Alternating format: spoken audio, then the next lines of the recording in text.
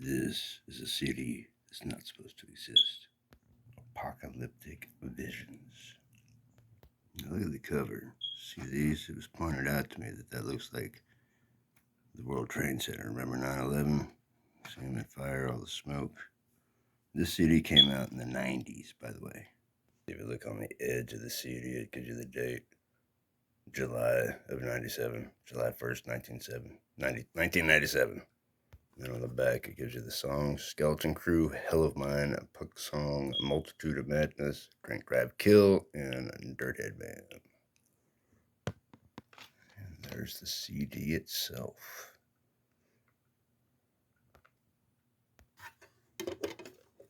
Okay. Just to warn you, you may not like this, but I'm confronting my past, so this is part of it. As I mentioned, the artwork seemed to be prophetic, as this came out in the 1990s. I drew the artwork for this originally with the vision part, the reflection of the mushroom cloud on the eyeball was the idea of an apocalyptic vision. But if you see here, the first song, I didn't write the words to it, but it was called Skeleton Crew, written by a dude named Lurch. That wasn't his real name, but everybody had a nickname back in those times anyways. He went by the name Lurch. But if you read the lyrics right there for the song, it describes what happened on 9/11.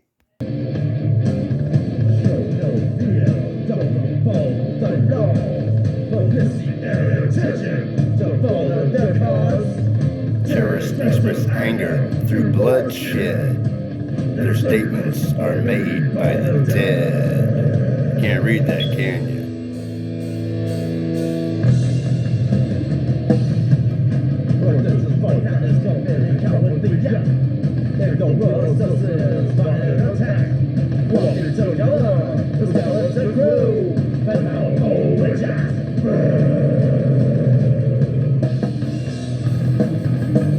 Anyways, you get the idea.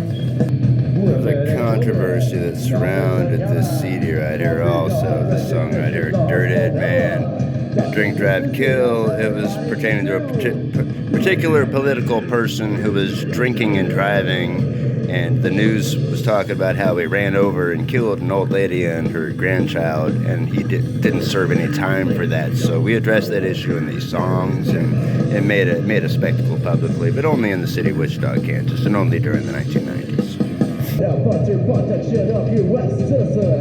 We are at risk from international terrorism.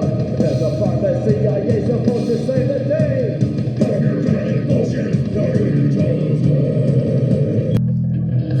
Here's Drink, Drive, Kill. This is the song I was just talking about. It talks about the guy who ran over and killed somebody. These songs were actually written by the cameraman, Evan.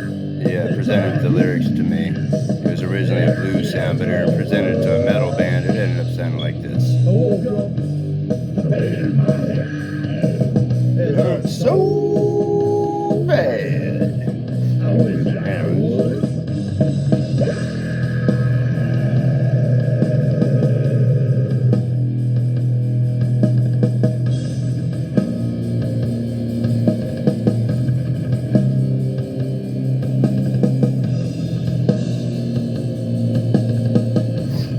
Reading there right too, the Multitude of Madness song.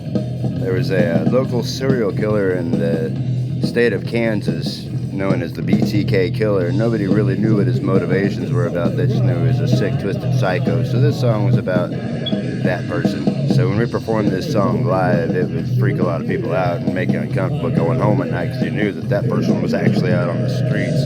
And then when they finally found out who it was, a lot of people recognized him. Was like, I'm pretty sure I stood in line at the grocery store with that dude. Yeah, pretty freaky. Anyways.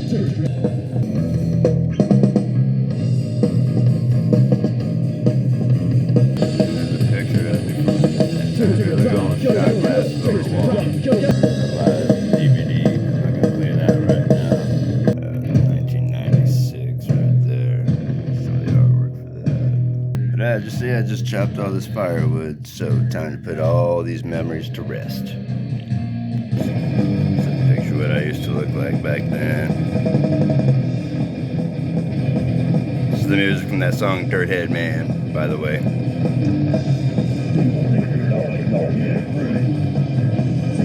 See, Dirtheadman became a legend. And all that's because of Wade. Wade spread a lot of stories about the... excuse the language there. Yeah, they spread a lot of stories about the Dirtheadman, and the legend grew. So, anyways. And according to legend, the Dirtheadman died. But no, well, he did die. He was reborn as Praise Raiser. The former Hellraiser became a Praise Raiser. Praise God, because there was nothing glorifying about God, or glorifying for God about the Dirtheadman. Alright, that's enough of that. And there it is. Look how dusty that thing is. My hand was just up in the lid, huh? Okay, so there it is. Oh, the art for the CD displays we had in stores. It's pretty much what Wade looked like, just a bunch of hair. Probably should have started this video by mentioning that I got a phone call a few months ago asking me, or informing me that Wade had died and asking me if I wanted a bunch of his stuff going back to the band, and I declined, saying no, I got enough bad memories as it is, and it made me think I got all this stuff I've been dragging around for all these years. Look, these are the pants that I used to wear on stage. What? I still got these? I bet I could probably still wear them too. Anyways, and there's the shirt too. What? This is the Dirtheadman right there. There it is. Look at that. Snakes and stuff. What? Anyway, so ever since I got the call, can't help but flash back to the band constantly, it seems like. I got all this stuff. I'm not doing anything with it. Once upon a time it had meaning, but I mean, it's my bandana I used to wear. A couple of them, actually. A few hats, you know, different color styled hats. There you go. I'll probably read this towards the end of the video, and that tells you the story right there, because originally I thought, you know, this would make a good rockumentary, VH1, but anyways. Dirthead. What a dumb name for a band, right? See, that wasn't the actual name, that was our cover name. Like an alias.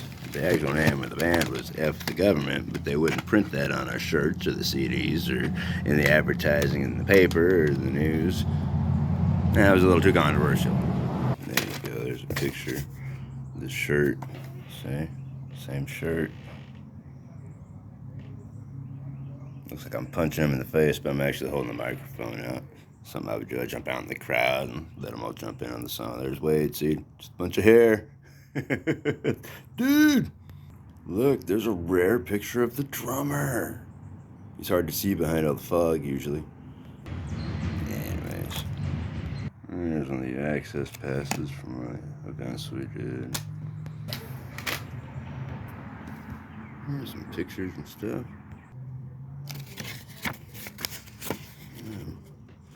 Yeah, lots of stuff like that. This particular picture was taken on the rooftop of the Wichita Eagle Beacon. It's no longer there now, but he had a new digital camera at the time, and the dude that did this article about us in the paper wanted to test out his camera up on the roof, so that's where that picture came from. He had this. It's kind of goofy, but anyways.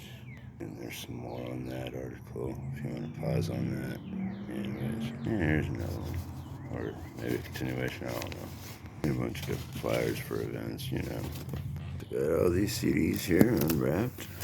Look, cassette tapes. Told you, man, this is going back to the 90s. These are original recordings here.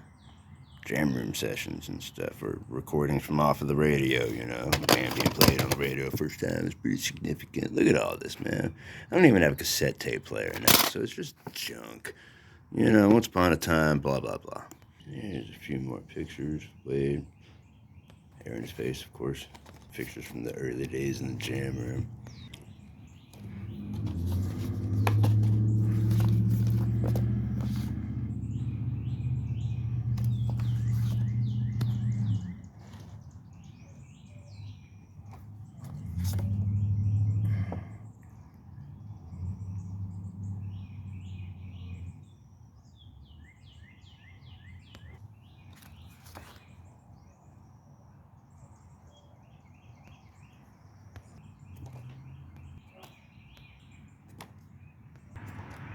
Here's one I drew by hand.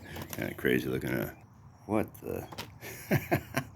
Here's a bunch of live shots.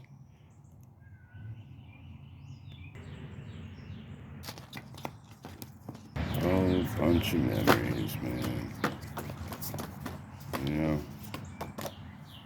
Here's a good picture from inside the jam room, either loading up our stuff for a gig, but there's the field that we would have our field parties in. Pretty good set, and it was focus. Yeah, whatever. There's a giant flag that Wade stole from the Coca-Cola factory. Had it set up in the jam room. I was like, dude, you gotta get that out of here, man. Are you crazy? He was like, I was like, here's one of the shirts. There's the back of it. And more shirts. We got some songs, more pictures, of course, artwork, etc. Yeah, see, there's some songs in there. And one of the earliest pictures of the band. All flipping the bird. Here we go. Now here's some artwork from one of the shirts that we didn't actually print. Epitaph, one of the songs. Look at that. It's a tombstone, a headstone, right? Bunch of hallucinogenic plants growing out of it. What does it say on it? It says, don't raise any statues to honor my name. Just drink to the worms that feast upon my brain. The band began in 1993. At the time, we weren't sure what time it would end. I would say it was, what, 97, 98? So that was about 5 years. Anyways, Epitaph. And that's what this is. This is the Epitaph. I'm going to put this to rest. Oh, shocking. Yes, I did just do that. In fact, all of this. I might hold on to some of these pictures right here because it shows the old school technology that was used to record onto the cassette tapes. But I have no purpose to hold on to the cassette tapes anymore. It's another live picture. This is what the jam room looked like from the outside. So it had a door on the outside. You have to reach through the hole to unlock the door on the inside. That was our security. And it's just junked up. That's the way we tried to soundproof it with carpet and just about anything we could find. Mattresses, you name it. Another live picture. It's kind of blurry because everybody's moving around, you know. Anyways. Bunch of stuff, except for this one. I'm going to keep this one. And that one. The rest of it. And there's a couple more live pictures. And there's a picture of the comet that was literally visible with the naked eye because that's how close it came to the Earth. Like, there's the moon, there's the Earth. It came that close. Look at the size of that rock. When we were recording the CD, we saw that's how close the Earth was to being taken out. Remember those movies? Armageddon and Deep Impact? That's why they made those movies. That's how close we came. If you didn't know, there you go. Look at that, 7:07 p.m. Alright, all this stuff, the memories, all the merch, my former way of life. I mean, look at that, it's wicked.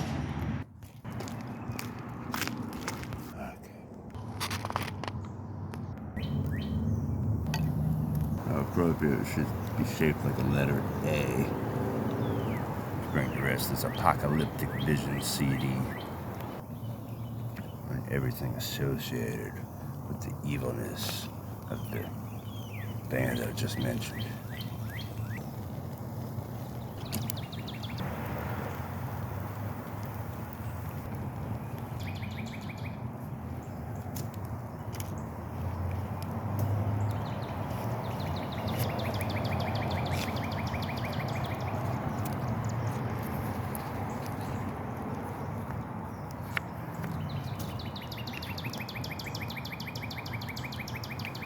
How easily it burns. Like it's just been waiting for it all this time.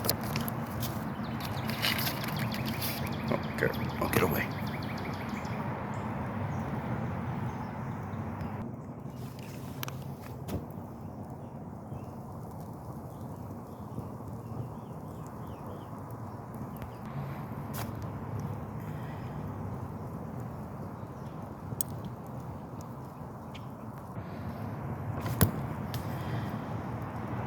Ooh.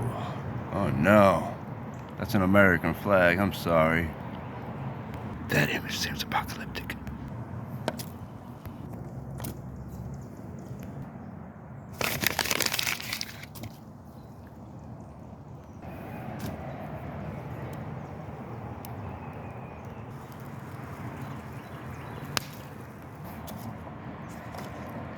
Farewell, my old friend.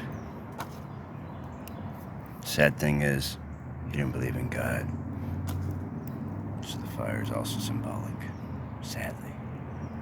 Farewell, old hat. Oh, don't put out the fire. Whoa! Okay, the hat doesn't burn very well. Oh, there it goes.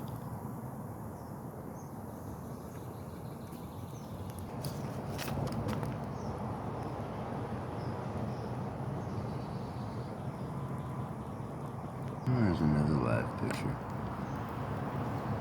Now it's a dead picture. Oh.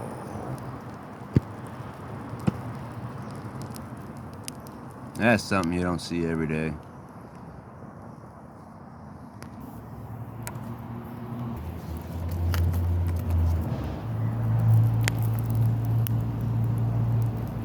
There's another live picture. Now it's a dead picture. Whoops.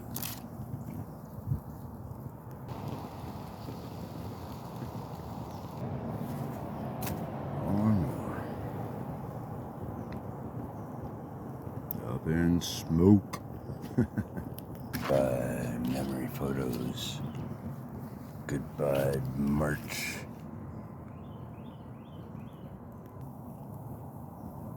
There was a concert where the stage curtains behind the drums caught on fire, just like that. The last live show that we played. Coincidentally, the opening band was called Arson, so that didn't look good in the newspaper. Anyways. Look, this bandana is still tied in a knot. This is the one I wore most often. That really stinks, by the way.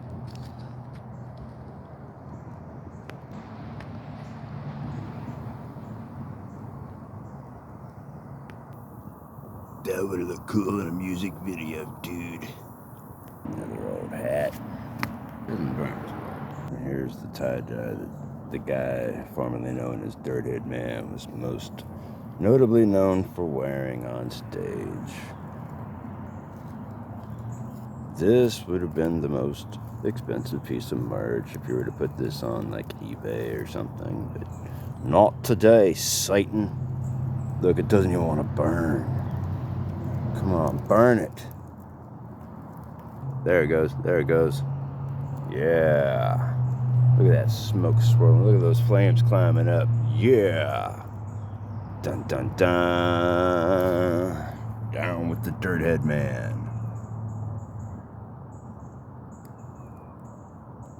That's an interesting combination of colors.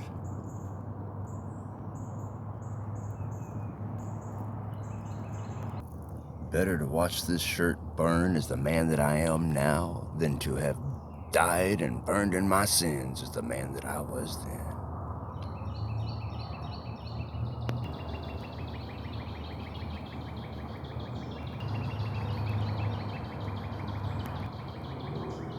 Ashes to ashes, dust to dust.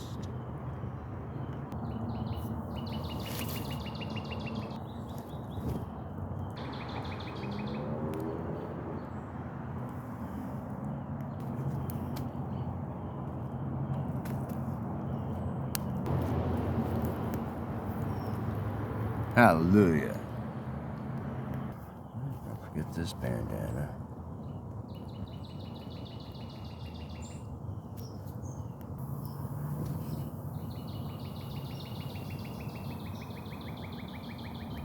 There's some more artwork. That really stinks. And there's that artwork again. Don't raise any statues to honor my name. Alright, well, we're not going to, are we? Not today. This crazy artwork right here is what my reflection looked like when I was flushing the toilet on acid one time. And it was the first tattoo that I got. I'm not going to burn the tattoo, but there's a shirt I need to dig up and burn too. I think this is it right here. There's the original words for that Skeleton Crew song. Nah. Oh, fire's going out. Ah, there you go. There you go. Get rid of that. No more, no more.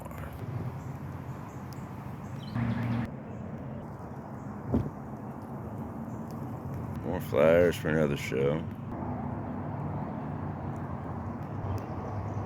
Oh my God,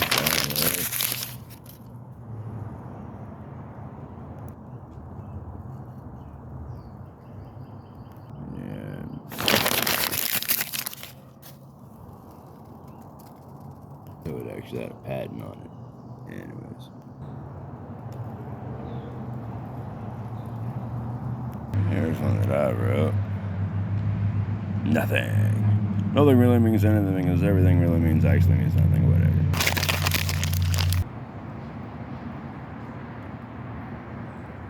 According to that piece of paper, reality was made up by somebody who didn't know what they were talking about. And at this point, it's not even wanting to burn, but up in smoke with it all. Come on, burn it. There's the twisted words for Epitaph.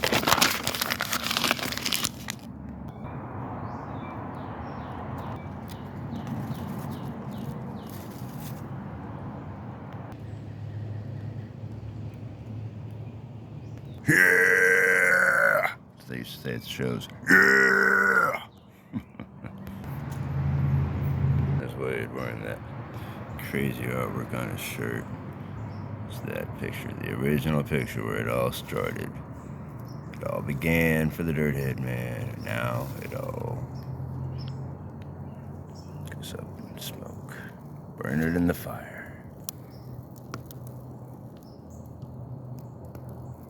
There it is, the words to the DIRTHEADMAN.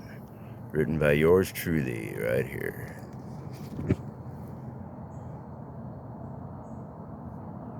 People say I'm a long-haired freak. Yeah, okay, whatever. Dirthead. Parties, get-togethers, weddings, funerals. Yeah, right, dude, come on. Yeah, man, we'll rock at your funeral. Wait, did they rock at your funeral?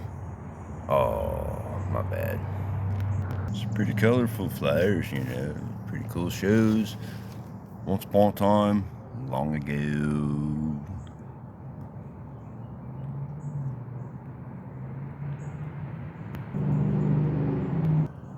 Now I put to rest these ancient pants.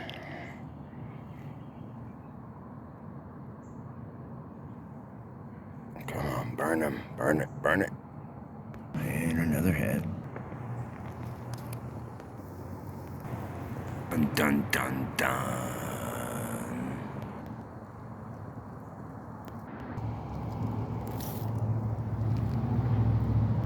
Today I say goodbye to the old way of life.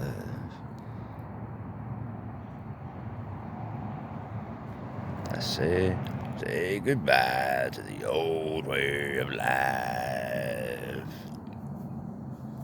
Whoa. Don't try this at home. Look at that. Yeah, there it goes.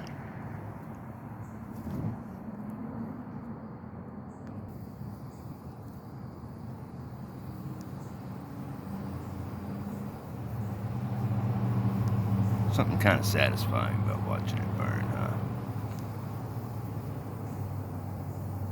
You can see the demons rising up in the fire. Look at that. Be gone, demons.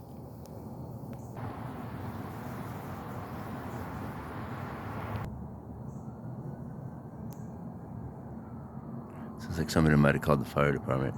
Time to go.